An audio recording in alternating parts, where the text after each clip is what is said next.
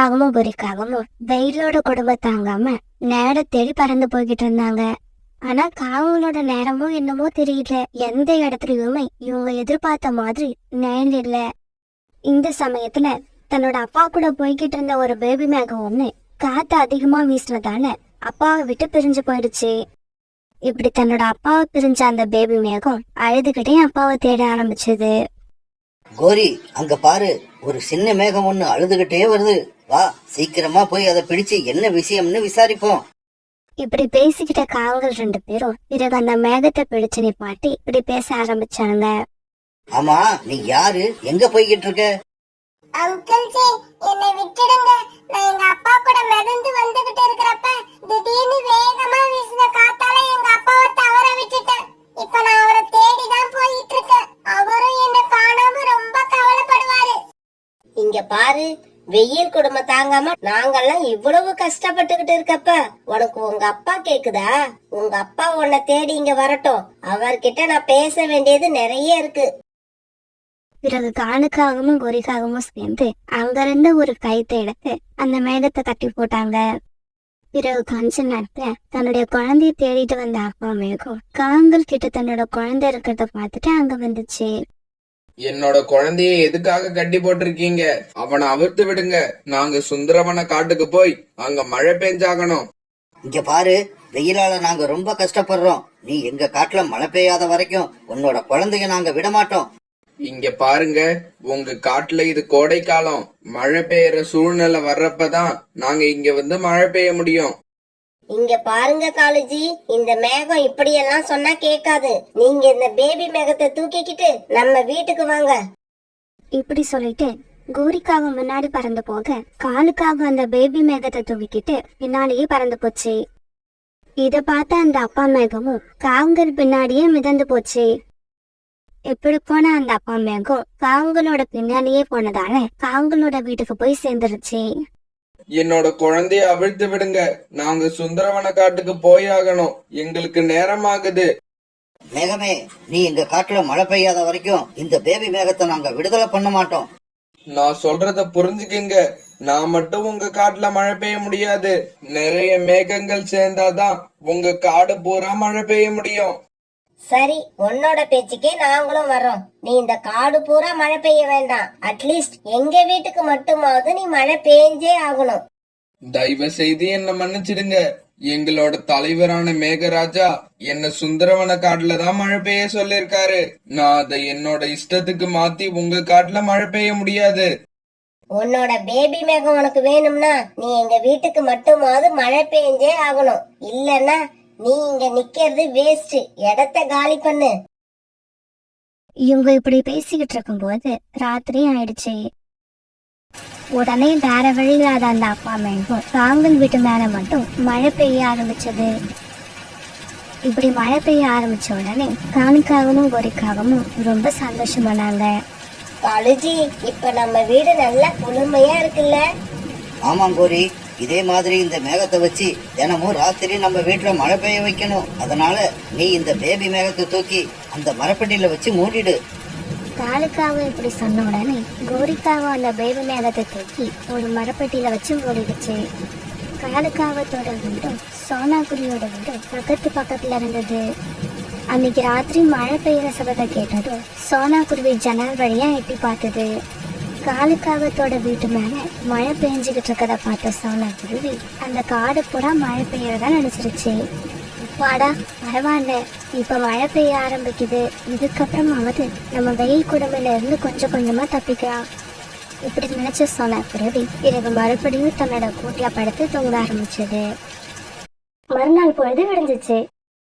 வீட்டை விட்டு வெளியில வந்து பார்த்த சோனாக்குருவி எல்லா இடமும் காஞ்சு போய் இருக்கிறத பார்த்துட்டு அதிர்ச்சி ஆயிடுச்சு.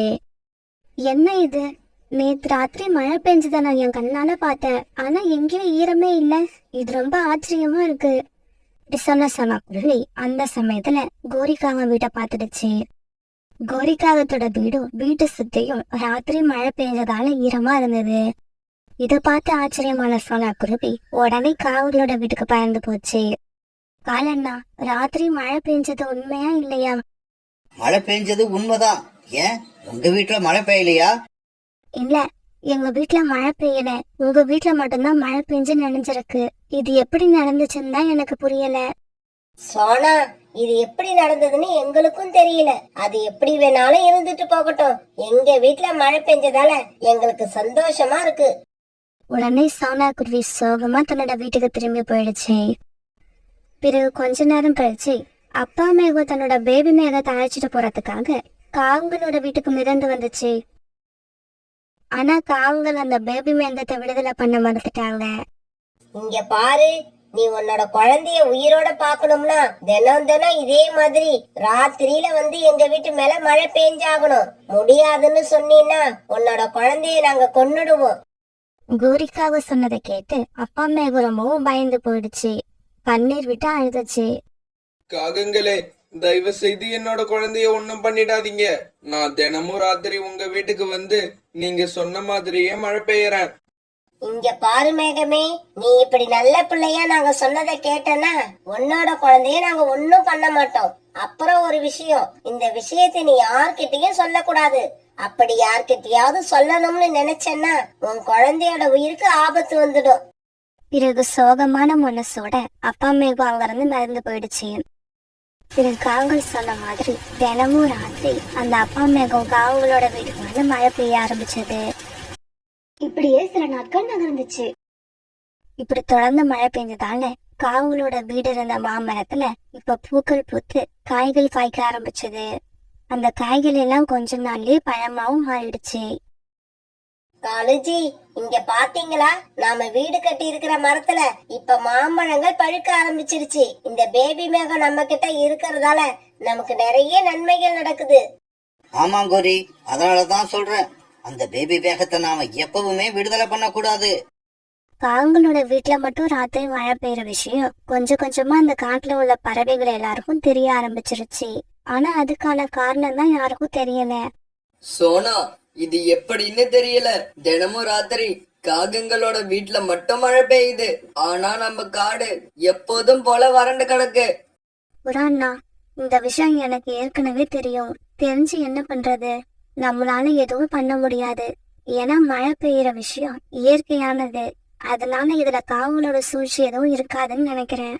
அது எப்படியோ தினமும் மழை பெஞ்சதால காகங்கள் வீடு கட்டி இருக்க மாமரத்துல இப்ப மாம்பழங்கள் பழுத்திருக்கு. வாங்க அந்த மாம்பழங்களை பறிச்சு சாப்பிட்டுட்டு நாம நம்ம பசிய போக்கிப்போம். ஆமா, நான் கூட பார்த்தேன். நாம இப்பவே போய் அந்த காகங்கள் கிட்ட கேட்டு மாம்பழங்களை சாப்பிட்டுட்டு வருவோம். இப்படி பேசிக்கிட்ட சோனா குருவி, புறா, அரிட்டாக்கிளி இவங்க 3 பேரும் காவங்களோட வீட்டை நோக்கி பறந்து போனாங்க. கோரி, இந்த வருஷம் நம்ம காட்டுல என்ன நடக்குதுன்னு புரிஞ்சிக்கவே முடியல. இந்த காடே காஞ்சி போய் கிடக்கு. ஆனா உங்க வீட்டுக்கு மட்டும் மழை பெய்யுது. நம்ம காட்டுலயே இப்ப நீங்க வீடு கட்டி இருக்கிற மரத்துல மட்டும்தான் மாம்பழங்கள் பழுத்திருக்கு. ரீட்டா, எங்க மரத்துல மாம்பழங்கள் காய்ச்சி இருக்கிற விஷயத்த சொல்லதான் இவ்வளவு தூரம் வந்தீங்களா? இது எங்களுக்கு ஏற்கனவே தெரியும். இடத்த காலி பண்ணுங்க. இங்க பாரு கோரி, 2 நாளா எங்களுக்கு எந்த உணவும் கிடைக்கல. அதனால எங்களுக்கு ஆளுக்கு ஒரு மாம்பழம் கொடுங்க. நாங்களும் எங்களோட குழந்தைங்களும் அதை சாப்பிட்டு பசிய போக்கிப்போம். இங்க பாரு புறா, இப்படியெல்லாம் பாவமா பேசினா நான் இறக்கப்படுவேன்னு நினைச்சியா?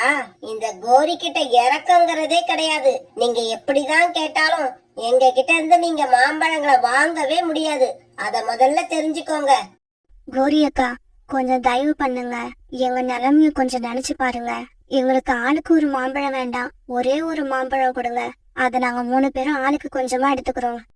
இங்க பாரு சோனா, நீங்க எல்லாம் என்ன பாவம் பண்ணினீங்களோ தெரியல.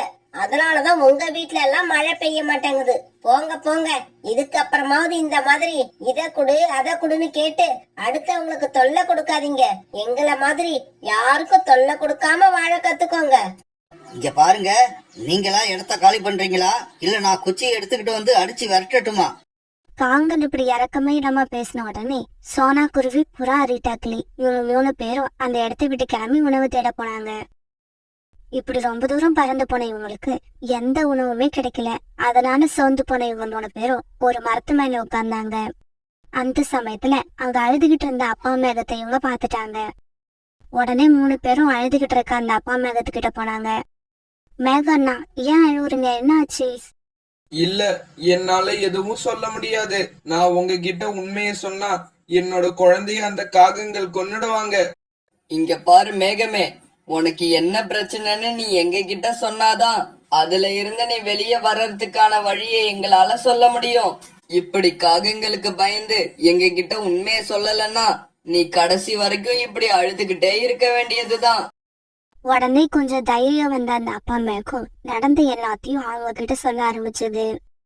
என்னோட குழந்தை உயிரை காப்பாத்துறதுக்காக தான் நான் தினமும் ராத்திரியில அந்த காகங்கள் வீட்டுல மட்டும் மழை பெய்யறேன். அப்பா அம்மாவும் சொன்னது எல்லாத்தையும் கேட்டுட்டு சோனா குருவி, புறா, ரீட்டா கிளி இவங்க எல்லாருக்குமே ரொம்ப கோபம் வந்தது. இந்த காகங்கள் செஞ்ச தவறுக்கு அவங்களுக்கு சரியான தண்டனை கிடைக்கணும். அதுக்கு ஒரே வழிதான் இருக்கு. மேகமே, நீ எங்க கூட வா. பருந்து மகாராஜாவை பார்த்து நடந்தது எல்லாத்தையும் சொல்லுவோம். பிறகு சோனா குருவி, புறா, ரீட்டா கிளி அந்த அப்பா அம்மாவும் இவங்க 4 பேரும் பருந்து மகாராஜாவோட அரண்மனைக்கு பறந்து போனாங்க. பருந்து மகாராஜா நடந்த கதை எல்லாத்தையும் கேட்டு அந்த அப்பா மேகத்து மேல ரொம்பவும் இறக்கப்பட்டாரு. மேகமே, கவலைப்படாத. உன்னோட குழந்தைய எந்த ஆபத்தும் இல்லாம உன் கூட சேர்த்து வைக்க வேண்டியது என்னோட பொறுப்பு. இப்படி சொன்ன பருந்து மகாராஜா உடனே ஆந்தை வீரர்களை அந்த பறவைகள் கூட அனுப்பி வச்சாரு. இப்படி வந்த ஆந்தை வீரர்கள் காங்களோட வீட்டுக்குள்ள சிறப்பட்டு கிடந்த பேபி மேகத்தை விடுதலை பண்ணாங்க. உடனே அந்த பேபி மேகம் தன்னோட அப்பா மேகத்து கூட போய் சேர்ந்துருச்சு. இத பார்த்துட்டு சோனா குருவி, புறா, ரீட்டா கிளி இவங்க எல்லாருமே ரொம்ப சந்தோஷமானாங்க. பிறகு இவங்களுக்கு எல்லாம் நன்றி சொல்லிட்டு அப்பா மேகமும் அந்த பேபி மேகமும் அந்த இடத்தை விட்டு மிதந்து போனாங்க. காலுக்காகத்தையும் கோரிக்காகத்தையும் ஆந்தை வீரர்கள் கைது பண்ணி பருந்து ராஜாவோட அரண்மனைக்கு அழைச்சிட்டு போனாங்க. வீரர்களே, ஒரு அப்பா மேகத்தை ரொம்பவும் துன்புறுத்தி அது தினமும் தன்னோட வீட்டுல வந்து மழை பெய்ய வச்சு அதுல சந்தோஷமா இருந்த இந்த காகங்கள் 2 பேருக்கும் இந்த தடவை நான் வழக்கமா கொடுக்கிற ஜெயில் தண்டனைய கொடுக்க போறது கிடையாது. அப்பாடா, இப்பதான் எனக்கு நிம்மதியா இருக்கு. காலேஜி, இந்த பருந்து மகாராஜா ரொம்ப நல்லவர் ஆயிட்டாரு. அநேகமா நம்மளை இப்ப விடுதலை பண்ணிடுவார்னு நினைக்கிறேன். கோரி, அவசரப்படாத. வீரர்களே, இந்த 2 காகங்களையும் பிடிச்சு கொண்டு போய் இந்த காட்டுலயே அதிகமா எந்த இடத்துல வெயில் அடிக்குதோ அந்த இடத்துல கட்டி போட்டு வைங்க. இவங்க மேல கொஞ்சம் கூட நிழலே படக்கூடாது. பருந்து மகாராஜாவோட ஆணைப்படி ஆந்தை வீரர்களும் அவர் சொன்ன மாதிரி அதிகமா வெயில் அடிக்கிற இடமா தேடி கண்டுபிடிச்சு காலுக்காகத்தையும் கோரிக்காகத்தையும் அங்க கொண்டு போய் கட்டி போட்டாங்க. காலேஜி, இவ்வளவு நாளா அப்பா மேகத்தை மழை பெய்ய வச்சு வீட்டுல சுகமா இருந்த எனக்கு இந்த வெயில்ல நிக்கிறது ரொம்பவும் கஷ்டத்தை கொடுக்குது. கோரி, அடுத்தவங்களை துன்பப்படுத்தி அதுல சந்தோஷத்தை அனுபவிக்கிறவங்க எல்லாருமே என்னைக்காவது ஒரு நாள் இந்த மாதிரி கஷ்டத்தை அனுபவிச்சுதான் ஆகணும். அம்மா, அம்மா, நான் குக்கு கூட நதி பக்கம் போய் விளையாண்டுட்டு வரேன். குக்குவா? யாரது? இப்ப புதுசா நம்ம வீட்டுக்கு பக்கத்துல குடிசை கட்டிக்கிட்டு ஒரு குருவி ஒண்ணு குடி வந்திருக்கே, அவங்க வீட்டுல உள்ள பையனா? ஆமாமா, அவன் பேரு தான் குக்கு. நான் இப்ப அவன் கூட தான் விளையாட போறேன். இங்க பாரு ஜக்கு, உனக்கு இன்னைக்கு சொல்றதுதான். அவங்க எல்லாம் ரொம்ப ஏழை. அவங்க குடிசை பக்கமே நீ போகவும் கூடாது, அவங்க கூட விளையாடவும் கூடாது. இந்த மாதிரி பறவைங்க கூட எல்லாம் நம்ம பழக்க வழக்கமே வச்சுக்க கூடாது. அம்மா, நான் அப்ப யார் கூட தான் விளையாடுறது? புறாவோட பையன் ராஜு கூட விளையாடு, ரீட்டாவோட பையன் மிட்டு கூட விளையாடு. அவங்க எல்லாம் நம்மள மாதிரி பணக்காரங்க, நமக்கு ஈக்குவலான அந்தஸ்து உள்ளவங்க. சரிம்மா, நான் புறா அங்கிள் பையன் ராஜு கூடவே போய் விளையாடுறேன். இப்படி சொன்ன ஜக்கு புறா வீட்டை நோக்கி பறந்து போனான். குக்குவோட அப்பா, நம்ம இந்த காட்டுக்கு புதுசா குடி வந்து 1 மாசத்துக்கு மேல ஆகுது. இருந்தாலும் அக்கம் பக்கத்துல உள்ளவங்க யாருமே நம்ம கிட்ட பேசுறதே இல்ல. சோனா, நம்மள சுத்தி உள்ள நிறைய பேரு பணக்காரவங்க. அவங்க எல்லாம் அப்படிதான் இருப்பாங்க. சரி சோனா, 1 வாரமா வீட்டுல வேலை இருந்ததால என்னால வேலை தேடி வெளியில போக முடியல. இன்னைக்காவது வேலை கிடைக்குதான்னு போய் பார்த்துட்டு வரேன். குக்குவோட அப்பா, நீங்க சொல்றது சரிதான். நம்ம பக்கத்துல நம்மள மாதிரி ஏழைங்க இருந்தாங்கன்னா அவசரத்துல நமக்கு ஏதாவது உதவி செய்வாங்க. ஆனா இங்க உள்ள பணக்காரவங்க நம்ம கிட்ட பேசவே யோசிக்கிறப்ப அவங்க கிட்ட இருந்து நம்ம எந்த உதவியும் எதிர்பார்க்க முடியாது. பிறகு ராணா குருவி வேலை தேடி வெளியில பறந்து போச்சு. சாயங்காலம் வரைக்கும் ராணா குருவி அந்த காடு பூரா அணைஞ்சு திரிஞ்சு வேலை தேடி பார்த்தது. ஆனா பாவம், அதுக்கு வேலை கிடைக்கவே இல்ல. பிறகு இருட்ட ஆரம்பிச்சதால ராணா குருவி தன்னோட வீட்டை நோக்கி பறக்க ஆரம்பிச்சது. அப்படி பறந்து வர வழியில ஒரு வயதான பறவை ஒண்ணு கீழே விழுந்து கிடக்கிறத பார்த்தது. அந்த பறவை தான் வாழ்க்கையோட கடைசி கட்டத்துல இருந்தது. ஐயா, உங்களுக்கு என்ன ஆச்சு? எப்படி கீழே விழுந்தீங்க? இதுக்கு அந்த பறவை எந்த பதிலும் சொல்லாம ராணாவோட முகத்தையே பார்த்தது. உங்க வீடு எங்க இருக்குன்னு சொல்லுங்க, நான் கொண்டு போய் விட்டுட்டு வரேன். தம்பி, இந்த உலகத்துல எனக்குன்னு யாரும் இல்ல. எனக்கு நினைவு தெரிஞ்சதுல இந்த கோடாரியால மரம் வெட்டி தனியாவே வாழ்ந்து வந்துட்டேன். இப்ப நான் ஓய்வு எடுக்க வேண்டிய நேரம் வந்துருச்சு. கடவுள் எனக்கு நிரந்தர ஓய்வு கொடுக்க போறாரு. இந்த கோடாரிய மட்டும் நீ பத்திரமா வச்சுக்க. இப்படி சொன்ன அந்த பறவை அப்படியே உயிரை விட்டுடுச்சு. இவரோ இறந்துட்டாரு. இவருக்கு இறுதி சடங்கு செய்ய சொந்தம்னு யாரும் இல்ல. அதனால இவரோட உடம்ப இப்படியே விட்டுட்டு போக கூடாது. இப்படி நினைச்ச ராணா குருவி பிறகு அந்த பறவையோட உடம்ப பூக்களால அலங்கரித்து நதியில மிதக்க விட்டுச்சு. பிறகு ராணா குருவி அந்த கோடாரியை எடுத்துக்கிட்டு தன்னோட வீட்டுக்கு போச்சு. ராணா குருவி இப்படி வீட்டுக்கு போனப்ப குக்கு அழுதுகிட்டு உட்கார்ந்துருந்தான். பக்கத்துல சோனா குருவி ரொம்பவும் கோபமா இருந்தது. குக்குவோட அப்பா, இவ்வளவு நேரம் என்ன பண்ணீங்க? நானும் குக்கு ரொம்ப பயந்து போயிட்டோம். அவன் எப்படி அழுகுறான் பாருங்க. அவனை முதல்ல சமாதானம் பண்ணுங்க. குக்கு, அப்பாவுக்கு கொஞ்சம் வேலை இருந்ததால லேட் ஆயிடுச்சு. அப்பா தான் வீட்டுக்கு வந்துட்டல்ல, இதுக்கப்புறம் நீங்க அழக்கூடாது. குக்குவோட அப்பா, போன விஷயம் என்ன ஆச்சு? வேலை கிடைச்சதா? அப்புறம் இது என்ன கையில கோடாரி எடுத்துட்டு வந்திருக்கீங்க? இது யாரோடது? சோனா குருவி இப்படி கேட்ட உடனே ராணா குருவி தான் வீட்டுக்கு திரும்பி வர வழியில நடந்தது எல்லாத்தையும் சொன்னுச்சு. குக்குவோட அப்பா, நீங்க செஞ்சது ரொம்ப நல்ல காரியம். அந்த பறவையோட இறுதி சடங்க நீங்க தான் செய்யணும்னு கடவுள் ஏற்கனவே முடிவு பண்ணிட்டாரு. அதை யாராலையும் மாத்த முடியாது. அப்புறம் சோனா, சாயங்காலம் வரைக்கும் வேலை தேடியும் எனக்கு எங்கேயும் வேலை கிடைக்கல. அத நினைச்சா ரொம்பவும் வருத்தமா இருக்கு. குக்குவோட அப்பா, உங்களுக்கு வேலை கிடைச்சிருச்சு. கடவுள் உங்களுக்கான வேலையை உங்ககிட்ட கொடுத்துட்டாரு. சோனா, நீ என்ன சொல்ற? நான் வேலை கேட்ட எல்லா இடத்துலயும் எனக்கு வேலை இல்லைன்னு சொல்லிட்டாங்க. ஆனா கடவுள் அப்படி சொல்லல. உங்க கையில கோடாரிய கொடுத்திருக்காரு. மறைமுகமா உங்களுக்கு வேலையும் கொடுத்துட்டாரு. சோனா சொன்னதோட அர்த்தம் ராணா குருவிக்கு இப்பதான் புரிஞ்சது. சோனா, நீ சொல்றதும் சரிதான். கையில கோடாரிய வச்சுக்கிட்டு நான் ஏன் வேலை தேடணும்? நாளையில இருந்து மரம் வெட்டி அதை விறகாக்கி வியாபாரம் பண்றேன். இப்படி செஞ்சா நமக்கு தேவையான பணம் கண்டிப்பா கிடைச்சிரும். குக்குவோட அப்பா, கை காலை கழுவிட்டு சீக்கிரமா வாங்க சாப்பிடலாம். காலையில இருந்து நீங்க எதுவும் சாப்பிட்டு இருக்க மாட்டீங்க. ஆமா சோனா, நீ சொல்றது உண்மைதான். எனக்கு ரொம்ப பசிக்குது. பிறகு இரவு உணவு சாப்பிட்ட சோனா குருவி, ராணா குருவி, குக்கு 3 பேரும் படுத்து தூங்க ஆரம்பிச்சாங்க. மறுநாள் பொழுது விடிஞ்சிச்சு. காலையில சீக்கிரமா கண் வச்ச ராணா குருவி விறகு வெட்ட போறதுக்காக தயாராச்சு. குக்குவோட அப்பா, நானும் உங்க கூட வரேன். மரம் வெட்டி நீங்க கரைச்சு போய் ஓய்வு எடுக்கிறப்ப நான் வெட்ட ஆரம்பிக்கிறேன். அம்மா அம்மா, நானும் உங்க கூட வரேன். நீங்க களைச்சி போறப்ப உங்களுக்கு பதிலா நான் மரத்தை வெட்டுவேன். குக்கு, நீ அப்பா அம்மாவுக்கு உதவுறதுக்கு இன்னும் நான் இருக்கு. இந்த வயசுல கோடாரிய தூக்கி உன்னால மரத்தை வெட்ட முடியாது. நீங்க வீட்லயே பத்திரமா இருங்க. இப்படி சொன்ன சோனா குருவி பிறகு ராணா குருவி கூட மரம் வெட்டுறதுக்காக பறந்து போச்சு. இப்படி போன இவங்க ஒரு மரத்தை தேர்ந்தெடுத்து வெட்ட ஆரம்பிச்சாங்க. என்ன ஆச்சரியம், உடனே அந்த மரம் அவங்க கிட்ட பேச ஆரம்பிச்சது.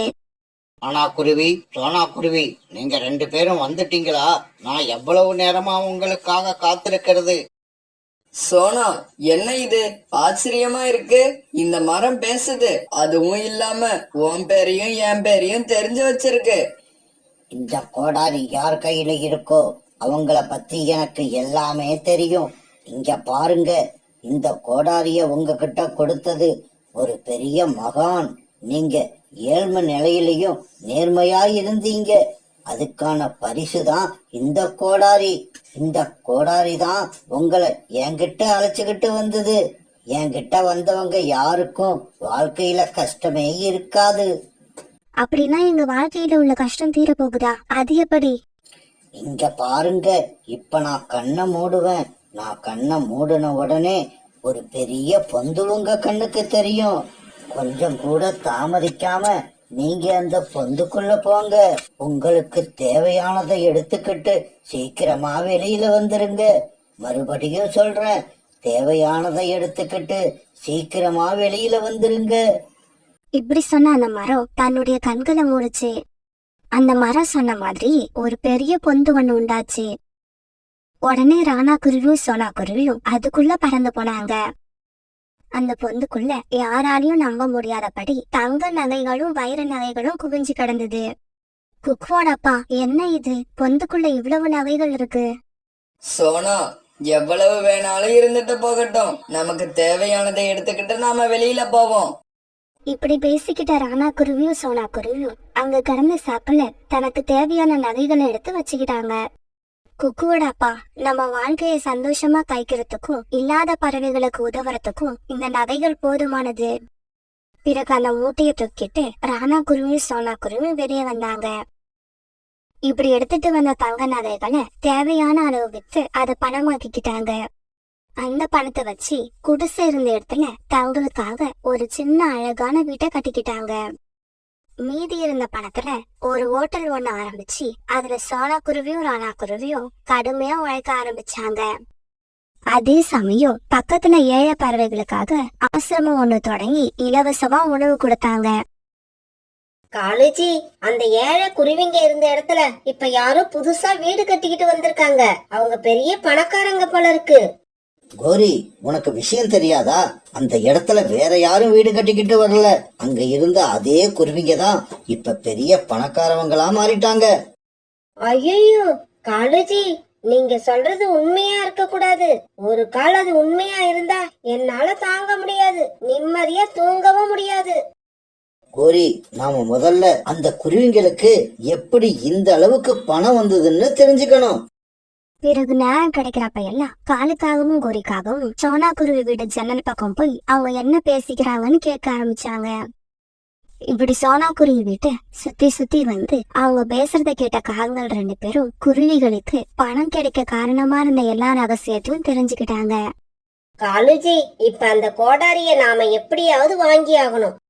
எப்படி கோரி வாங்க முடியும்? நாம போய் நேரா அந்த கோடாரிய எங்க கிட்ட கொடுங்கன்னு கேட்டா அவங்க கண்டிப்பா கொடுக்க மாட்டாங்க. காலேஜி, நாம கேட்டா அவங்க அந்த கோடாரிய கொடுக்க மாட்டாங்கன்னு எனக்கு தெரியும். அதே சமயம் ராணா குருவியும் சோனா குருவியும் ரொம்பவும் நேர்மையானவங்க, கொடுத்த வாக்க மீற மாட்டாங்க. அத பயன்படுத்தி தான் இப்ப நான் அந்த கோடாரிய அவங்க கிட்ட இருந்து வாங்க போறேன். இப்படி சொன்ன கோரி காலுக்காகத்தை அழைச்சுக்கிட்டு சோனா குருவி வீட்டுக்கு பறந்து போச்சு. அங்க போன காகங்கள் 2 பேரும் கண்ணீர் விட்டு அழுதுகிட்டு நின்னாங்க. கோரி அக்கா, உங்களுக்கு என்ன ஆச்சு? ஏன் இப்படி அழுதுட்டு இருக்கீங்க? காலு, நீயாவது வாயை திறந்து சொல்லு, அப்பதான் நாங்க உங்களுக்கு ஏதாவது உதவி பண்ண முடியும். சோனா, எங்களுக்கு தேவையானது உங்ககிட்ட இருக்கு. ஆனா அத நாங்க கேட்டா நீங்க குடிப்பீங்களோ மாட்டீங்களோன்னு சந்தேகமா இருக்கு. என்ன கோரி அக்கா இப்படி கேக்குறீங்க? உங்களுக்கு எது வேணும்னு சொல்லுங்க, அதை நாங்க கண்டிப்பா கொடுப்போம். ராணா, உன் மனைவி சொன்னது உண்மைதானே? அப்புறம் வாக்கு மாற மாட்டீங்களே? கண்டிப்பா மாற மாட்டோம். உங்க கஷ்டத்தை போக்குறதுக்கு எங்க கிட்ட உள்ள எது தேவைப்பட்டாலும் அதை நாங்க கண்டிப்பா கொடுப்போம். வேற ஒண்ணும் இல்ல சோனா, உங்க வீட்ல ஒரு கோடாரி இருக்குல்ல, அத எங்க கிட்ட கொடுங்க. அத வச்சு மரம் வெட்டி நாங்க பணம் சம்பாதிக்க போறோம். சோனா, நான் இந்த கோடாரியை உங்களுக்கு கொடுக்கலாம்னு நினைக்கிறேன். நீ என்ன நினைக்கிற? குக்குவோட அப்பா, நீங்க நினைக்கிற மாதிரியே இந்த கோடாரி அவங்க கிட்ட கொடுத்துருங்க. இவங்க கிட்ட அந்த கோடாரி போகணுங்கிறது கடவுளோட எண்ணமா இருந்தா அதை யாராலும் மாத்த முடியாது. இப்படி சொன்ன சோனா குருவி அந்த கோடாரியை எடுத்து காகங்கள் கிட்ட கொடுத்தது. அதை வாங்கிட்ட காகங்கள் சந்தோஷமா பறந்து போனாங்க. காலேஜி, ராணா குருவியும் சோனா குருவியும் பேசிக்கிட்ட மரம் இந்த மரம் தான். கோரிக்காகவும் காலுக்காகத்துக்கிட்ட இப்படி சொல்லும் போது அந்த மரம் பேச ஆரம்பிச்சிருச்சு. காலு, கோரி, நீங்க 2 பேரும் தேடி வந்த மரம் நான் தான். இப்படி சொன்ன அந்த மரம் குருவிகள் கிட்ட பேசின மாதிரி காகங்கள் கிட்டையும் பேச ஆரம்பிச்சது. இங்க பாருங்க, இப்ப நான் கண்ணை மூடுவேன். நான் கண்ணை மூடின உடனே ஒரு பெரிய பொந்து உங்க கண்ணுக்கு தெரியும். கொஞ்சம் கூட தாமதிக்காம நீங்க அந்த பொந்துக்குள்ள போங்க. உங்களுக்கு தேவையானதை எடுத்துக்கிட்டு சீக்கிரமா வெளியில வந்துருங்க. மறுபடியும் சொல்றேன், தேவையானதை எடுத்துக்கிட்டு சீக்கிரமா வெளியில வந்துருங்க. இப்படி சொன்ன அந்த மரம் தன்னுடைய கண்களை மூடுச்சு.